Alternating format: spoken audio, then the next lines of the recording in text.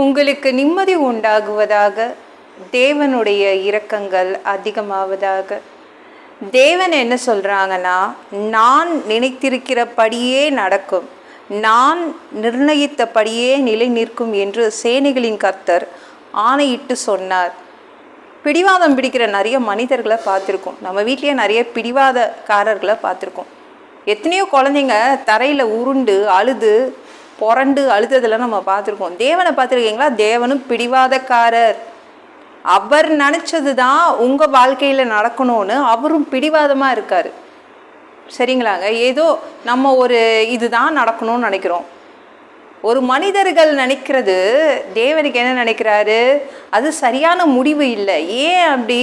ஏன்னா தேவன் எவ்வளோ பெரிய தேவன். அவருக்கு தெரியும் நம்ம இந்த உலகத்தில் இந்த பூமியில் எவ்வளோ வருஷம் வாழ்வோன்னு தெரியும்.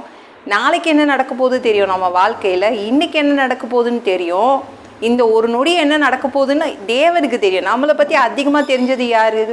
தேவன் தான். அதனால் அவர் முடிவை எடுக்கிறது, அவர் தீர்மானிப்பது சரிதானங்க. அவர் பிடிவாதமாக இருக்கார். நான் என்ன நினைக்கிறேனோ, நான் நினைத்திருக்கிறபடி தான் நடக்கும் அப்படின்னு தேவன் சொல்கிறாங்க. தேவனும் பிடிவாதம் பிடிக்கிறவர் தான். உங்கள் வாழ்க்கைக்கு நல்லது கொண்டு வரணும்னு அவர் நினச்சது தான் நடக்கணும்னு அவர் ஆசைப்படுறாரு. சரிங்களாங்க? யோனா என்ற ஒருத்தங்க இருந்தாங்க. அவங்க பயங்கர பிடிவாதக்காரர்.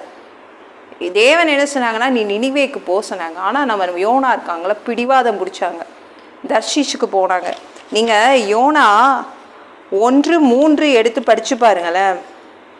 அங்கே என்ன பண்ணுறாங்க? யோனா தர்ஷீஷுக்கு போகிற ஒரு கப்பலை கண்டு கூலி கொடுத்து நான் கர்த்தருடைய சமூகத்தின் நின்று விலகும்படி அவர்களோடு தர்ஷீஷுக்கு போக கப்பல் ஏறினான்.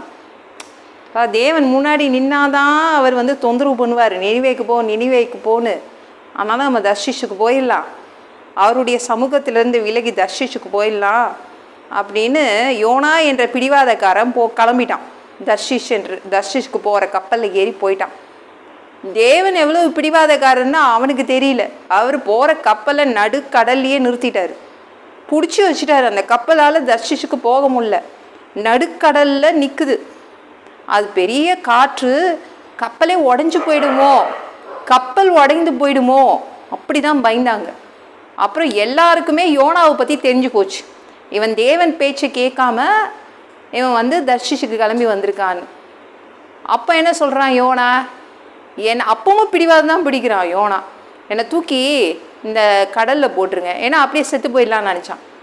தேவன் விடுவாரா? அவர் எவ்வளோ பிடிவாதக்காரர். ஒரு மீனை கட்டளையிட்டு மீனை விழுங்கிட சொன்னார். அங்கே போய் தான் அவன் மனம் திரும்பினான். மீன் வயிற்றில் போய் தான் அவன் அவனுடைய அந்த பிடிவாதம், அந்த குணமே அவனுக்கு குறைஞ்சிச்சு. தேவன் நினைக்கிறபடி அவன் செய்தான், நினிவேக்கு போகினான். அதனால் அவனுக்கு எவ்வளோ பெரிய மரியாதை. அதனால தான் அவன் பைபிளில் அவன் எழுதப்பட்டான். அவனுடைய வரலாறு எழுதப்பட்டது நம்மளுக்கும் தெரியுதுல்ல. நம்ம யோனான்னு ஒருத்தங்க இருந்தாங்கன்னு. தேவன் பிடிவாதம் பிடிச்சா அது நல்லது. அவர் என்ன நினைக்கிறாரோ அதுதான் உங்கள் வாழ்க்கையில் நடக்கும். அவர் என்ன தீர்மானிக்கிறாரோ அதுதான் நிலை நிற்கும்.